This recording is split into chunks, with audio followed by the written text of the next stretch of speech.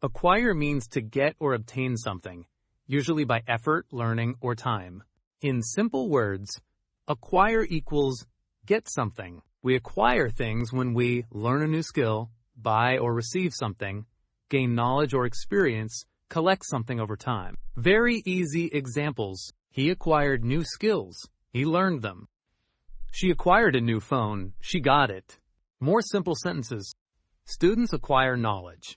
The company acquired new machines. Children acquire good habits early. Daily life situations. People acquire education through study. Languages are acquired by practice. Businesses acquire customers. Student-friendly sentence. The boy acquired reading skills. Important point to remember. Acquire is more formal than get. It often means getting something gradually. Easy memory tip. Acquire equals get by effort.